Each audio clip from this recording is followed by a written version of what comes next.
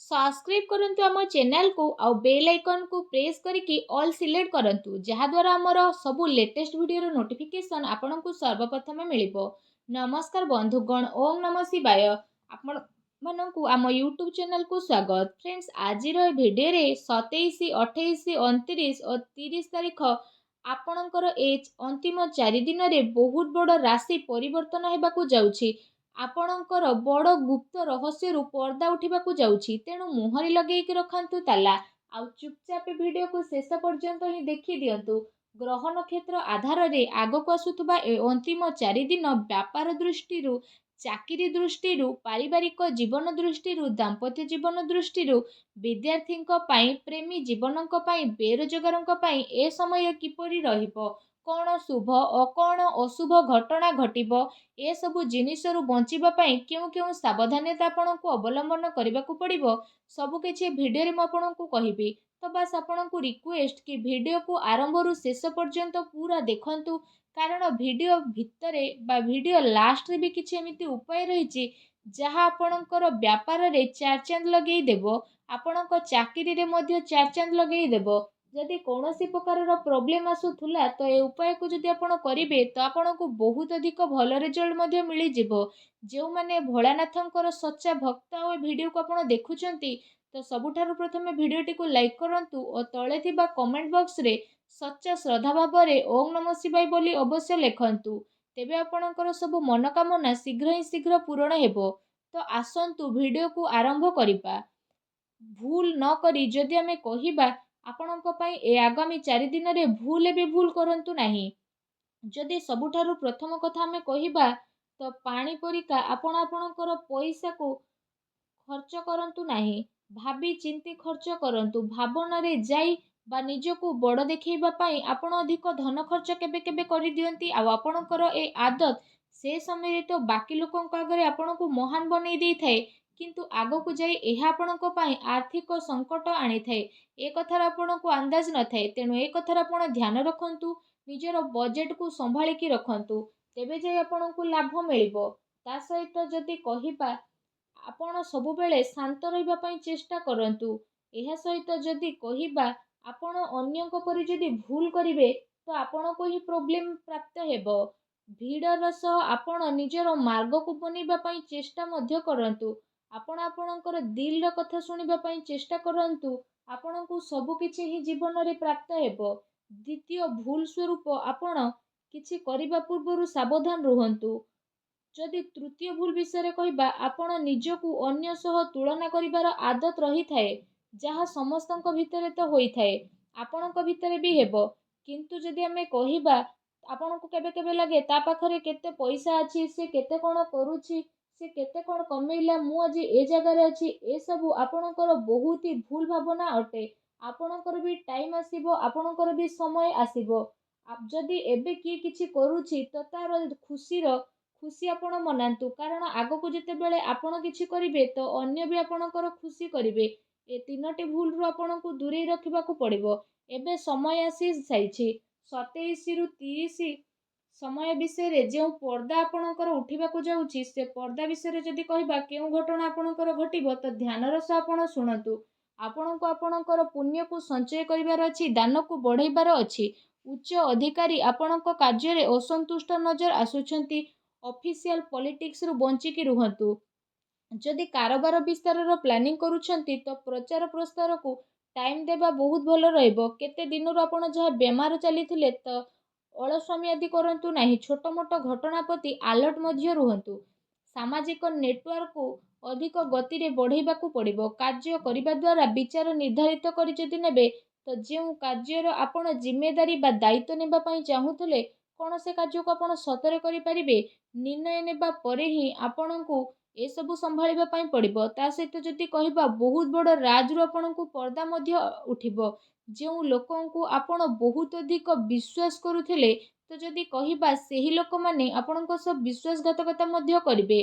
धोकार यह खासियत रही थाए कि देला वाला के निजर ही होई थाए। तो सेथि पई जदि आपणको जीवन रे किछि दुख समाचार मिलु थाए तो सबुठारु भल अटे आपण किछि भल बही की पढ़ंतु। एहा द्वारा नकारात्मक विचार रु मुक्ति मिलिबो। ତା ସହିତ ଆପଣ କିଛି ଭୁଲ କରିବା ପୂର୍ବରୁ ସାବଧାନ ରୁହନ୍ତୁ। ହେଇପାରେ ଏସବୁ କାରଣ ପାଇଁ ଆପଣଙ୍କର ମହତ୍ତ୍ୱପୂର୍ଣ୍ଣ କାର୍ଯ୍ୟ ଅଟକି ପାରିବ, ଯେଉଁ କାରଣ ପାଇଁ ପରେ ଆପଣଙ୍କୁ ଚିନ୍ତା ହେବ। ସଫ୍ଟୱେର୍ କମ୍ପାନୀରେ କାର୍ଯ୍ୟ କରୁଥିବା ବ୍ୟକ୍ତିଙ୍କୁ ନୂଆ ପ୍ରୋଜେକ୍ଟ ମିଳିବାର ସ୍ଥିତି ମଧ୍ୟ ବନୁଛି। ତା ସହିତ ବ୍ୟାପାରୀଙ୍କୁ ବିଷମ ପରିସ୍ଥିତିରେ ଶାନ୍ତିର ସହ ବ୍ୟବହାର କରିବାର ରହିଛି। ଗର୍ଭବତୀ ମହିଳାଙ୍କୁ ଚିନ୍ତା କରିବାଠାରୁ ଦୂରେଇ ରହିବାକୁ ପଡ଼ିବ। ଛୋଟ ଛୋଟ କଥାକୁ ନେଇ ଆପଣଙ୍କୁ କ୍ରୋଧ କରିବାର ଆବଶ୍ୟକତା ନାହିଁ, ଅନ୍ୟଥା ଲୋକମାନେ ଆପଣଙ୍କଠୁ ଦୂରରୁ ମଧ୍ୟ ଯିବେ। କେଉଁ ନା କେଉଁ କଥାରେ ମୁଡ୍ ଆପଣଙ୍କର ଖରାପ ହେବ, ଯେଉଁ କାରଣ ପାଇଁ ଆପଣ ଇରିଟେଡ୍ ମଧ୍ୟ ହୋଇପାରନ୍ତି। ମହିଳାଙ୍କର ବିଶେଷ କରି ସମ୍ମାନ କରନ୍ତୁ। ଜୀବନରେ ଗୋଟେ କଥାର ଧ୍ୟାନ ରଖନ୍ତୁ, ମଣିଷ ସମୟକୁ ଗୋଟେ ଥର ପଚାରିଲା କି ମୁଁ କାହିଁକି ହାରିଯାଉଛି, ଆଉ ସମୟ କହିଲା ଦୁଃଖ ହେଉ କିମ୍ବା ସୁଖ, କଳା ରାତି ହେଉ ବା ବର୍ଷାର ରାତି ହେଉ, କେଉଁ ବି ସମୟ ହେଉ ନା କାହିଁକି, ମୁଁ ସବୁବେଳେ ଚାଲି ରହିଥାଏ, ସେଥିପାଇଁ ମୁଁ ଜିତିଯାଏ। ତୁ ଯଦି ମୋ ସହିତ ଚାଲିବୁ ତୁ ବି କେବେ ହାରିବୁ ନାହିଁ। ଅର୍ଥାତ୍ ଆମକୁ ଆମର ସବୁ କାର୍ଯ୍ୟକୁ ସମୟର ସହ ପୂରା କରିବା ଦରକାର, ସମୟର ସଦୁପଯୋଗ କରିବା ଦରକାର। ସବୁବେଳେ ତ ପ୍ରୋବ୍ଲେମ୍ ଚାଲିବ, ପ୍ରାୟ ଟାଇମ୍ରେ ଖୁସି ବି ତ ଆସିବ, କିନ୍ତୁ ଆମକୁ ଆମ କାମରେ ସବୁବେଳେ ଫୋକସ୍ ରଖିବା ପାଇଁ ପଡ଼ିବ। କଥା ଯଦି ବୁଝା ପଡ଼ିଲା ତ ଭିଡ଼ିଓକୁ ଲାଇକ୍ କରନ୍ତୁ ଓ କମେଣ୍ଟ ବକ୍ସରେ ଜୟ ଶନିଦେବ ବୋଲି ଅବଶ୍ୟ ଲେଖନ୍ତୁ। ଫ୍ରେଣ୍ଡସ୍, ଆପଣଙ୍କ ସାବଧାନତା ଆପଣଙ୍କ ସାମ୍ନାରେ ଆଣୁଛୁ। ଏ ସାବଧାନତାକୁ ଏ 4 ଦିନରେ ଆପଣଙ୍କୁ ଆବଶ୍ୟକ ରହିଛି। ତା ସହିତ ଯଦି କହିବା ଭାଗ୍ୟ ଆପଣଙ୍କ ସହ ଯେହେତୁ ରହିଛି, ତ ଆପଣଙ୍କର ଯେଉଁ ଅଳସୁଆମୀ ତାହା ଆପଣଙ୍କୁ କିଛି କରିବାର ଅନୁମତି ଦେଉନାହିଁ। ସେଥିପାଇଁ ଅଳସୁଆମୀକୁ ତ୍ୟାଗ କରନ୍ତୁ, ବିଛଣାରୁ ଉଠନ୍ତୁ ଓ କିଛି ନୂଆ କରିବାର ଯୋଜନା ବନାନ୍ତୁ। ଧୈର୍ଯ୍ୟ ରଖେଇବା ବହୁତ ଜରୁରୀ ଅଟେ। ଏ ରାଶିର ବ୍ୟକ୍ତିବିଶେଷଙ୍କୁ କଥା କଥାରେ ବହୁତ କ୍ରୋଧ ଆସେ, ମନରେ ଜିତ୍ର ଆଶା ଆପଣଙ୍କର ବହୁତ ଥାଏ, ଏହା କରିବାର ଅଛି ତ ମୋତେ କରିବାର ଅଛି। ମନରେ ଏ ଭାବନା ନିଅନ୍ତୁ କି ଯେ ପର୍ଯ୍ୟନ୍ତ ମୁଁ କରିନାହିଁ ସେ ପର୍ଯ୍ୟନ୍ତ ଏ କାମରୁ ମୁଁ ବାହାରିବି ନାହିଁ। ନକାରାତ୍ମକ କଥାକୁ କେବଳ ମଥାରୁ ବାହାର କରିଦିଅନ୍ତୁ, ସକାରାତ୍ମକତାକୁ ଆଣିବାକୁ ଚେଷ୍ଟା କରନ୍ତୁ। ଧର୍ମ କର୍ମ ଉପରେ ବିଶ୍ୱାସ ରଖନ୍ତୁ, ଭଗବାନଙ୍କୁ ଟିକେ ସମୟ ଦିଅନ୍ତୁ। ଯେଉଁ ଭଗବାନ ଆପଣଙ୍କୁ ଜନ୍ମ ଦେଇଛନ୍ତି ବା ଯେଉଁ ଭଗବାନ ଆପଣଙ୍କୁ ନେଇକି ଆସିଛନ୍ତି, ତ ତାଙ୍କ ପାଇଁ ଟିକେ ସମୟ ବାହାର କରନ୍ତୁ। ବିଶେଷ ଭାବରେ କ୍ରେଡିଟ୍ କାର୍ଡ଼ର ଉପଯୋଗ ଜୋସ୍ରେ ନୁହଁ ହୋସ୍ରେ କରିବା ପାଇଁ ଚେଷ୍ଟା କରନ୍ତୁ।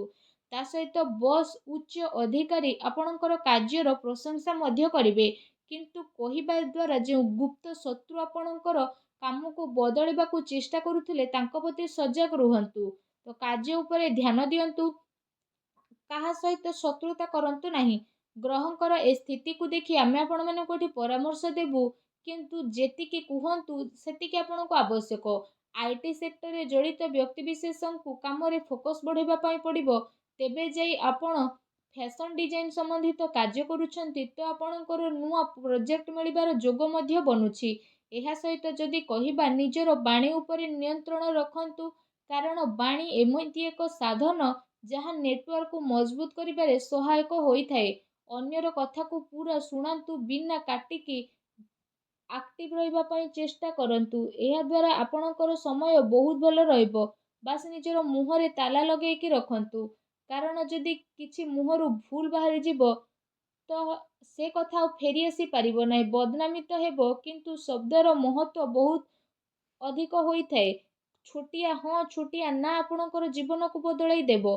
ତେଣୁ ଭାବନାତ୍ମକ ପରିସ୍ଥିତିକୁ ଗମ୍ଭୀରତାର ସହ ନିଅନ୍ତୁ, ଅନ୍ୟଥା ସମ୍ବନ୍ଧରେ ଖଟାପଣ ଆସିପାରେ। ତେଣୁ ଟିକେ ସମ୍ଭାଳି ରହିବାର ଆବଶ୍ୟକତା ରହିଛି। ବର୍ତ୍ତମାନ ହେଉଥିବା ଗତିରେ ଆପଣ ଫୋକସ୍ ରଖନ୍ତୁ। ଅଫିସିଆଲ କାମରେ ଆପଣଙ୍କୁ ନିଜକୁ ଊର୍ଜ୍ଜାବାନ ବନେଇ ରଖିବାକୁ ପଡ଼ିବ, ଆଉ ଏ ଊର୍ଜ୍ଜା ଆପଣଙ୍କୁ ଆଗକୁ ମଧ୍ୟ ବଢ଼ାଇ ନେବ। ବିଶେଷ ଭାବରେ ସକାରାତ୍ମକତାର ସହ ଆଗକୁ ବଢ଼ିବାର ଆପଣଙ୍କ ପାଇଁ ଆବଶ୍ୟକ ରହିଛି। ଏବେ ସମୟ ଆସିଯାଇଛି ସେ ଖାସ୍ ଉପାୟ ବିଷୟରେ ଜାଣିବାର, ଯାହାକୁ ଏ ଆଗାମୀ 4 ଦିନରେ ଆପଣଙ୍କୁ କରିବା ପାଇଁ ପଡ଼ିବ।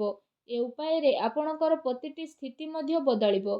ତ ସବୁଠାରୁ ପ୍ରଥମ ଉପାୟ, ଯଦି ବହୁତ ପରିଶ୍ରମ ଆପଣ କରୁଛନ୍ତି ଆଉ ପରିଶ୍ରମ ଦ୍ୱାରା ଆପଣ ଧନ କମାଉଛନ୍ତି, ତ ଯଦି ଲଗାତାର ଆପଣଙ୍କର ଆର୍ଥିକ ଖର୍ଚ୍ଚ ହେଉଥାଏ ତ ଆପଣ ବୁଧବାର ଦିନ ମୁଗର ଦାନ କରନ୍ତୁ।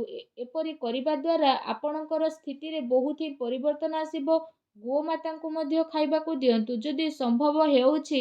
ଏହା ଯଦି ଲଗାତାର ଆପଣ କରିବେ, ଏପରି କରିବା ଦ୍ୱାରା ଆର୍ଥିକ ବାଧା ଆପଣଙ୍କର ଦୂର ହେବ ଓ ଧନ ପ୍ରାପ୍ତିର ନୂଆ ଅବସର ମଧ୍ୟ ମିଳିବ ଓ ଘରେ ପଇସା ମଧ୍ୟ ଆସିବ।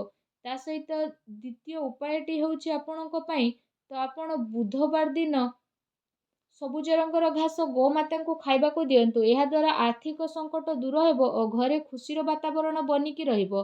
आशा करुच्ची आजिर भिडियोटी आपको भल लगी भिडियोटी भल लगी भिडियोटी को लाइक करंतु चैनल को सब्सक्राइब करंतु धन्यवाद।